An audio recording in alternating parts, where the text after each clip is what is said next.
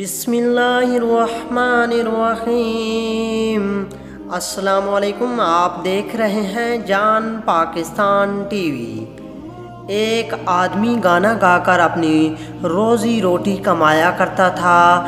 جب وہ بوڑھا ہو گیا اور اس کی آواز ختم ہو گئی، فاقے آ گئے، اور جب اس کے پاس کھانے پینے کو کچھ نہ تھا، وہ جنت البقیع میں چلا گیا اور کہنے لگا، یا اللہ، جب آواز تھی تو لوگ سنتے تھے، روٹی بھی چلتی تھی، آواز گئی تو ساتھ روٹی بھی گئی، اب اس بڑھاپے میں کہاں جاؤں؟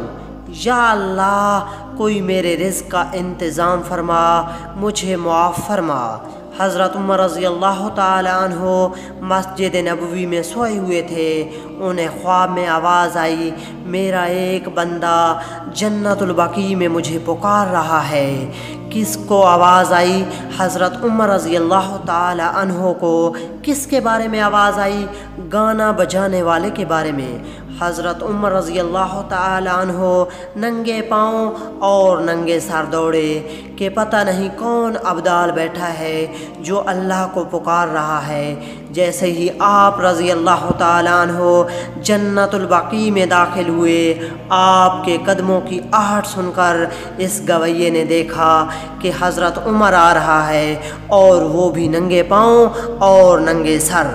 کہنے لگے، آج میری خیر نہیں۔ وہ اٹھ کر دوڑنے لگا تو حضرت عمر رضی اللہ تعالی عنہ نے فرمایا، ٹھہرو ٹھہرو، میں خود نہیں آیا ہوں، مجھے بھیجا گیا ہے۔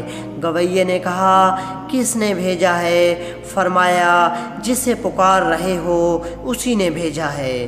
وہ بوڑھا آدمی بیٹھ گیا اور کہنے لگا، واہ میرے رب، ساری زندگی تیری نافرمانی کی، آج تجھے پکارا تو اپنے پیٹ کی خاطر پکارا، اور تو نے اتنی بڑی مجھے عزت دی اور اتنا بڑا مجھے اعزاز دیا، اے اللہ مجھے معاف کر دے۔ اس کی چیخ نکلی اور وہیں مر گیا۔ حضرت عمر رضی اللہ تعالی عنہ نے خود اس کا جنازہ پڑھایا۔ میرے بھائیوں، اللہ سے صلح کر لو، یعنی توبہ کر لو۔ اللہ تعالیٰ فرماتا ہے، میرا بندہ اتنے گناہ کر، میری بندی اتنے گناہ کر کہ آسمان کی چھت کو لگا لے، پھر بھی تو آدھی زبان سے مجھے پکار لے تو میں تجھے معاف کر دوں گا۔ دوستو، اگر ویڈیو اچھی لگے تو اسے لائک اور اپنے دوستوں میں شیئر کیجئے، اور ہمارے چینل کو سبسکرائب کریے۔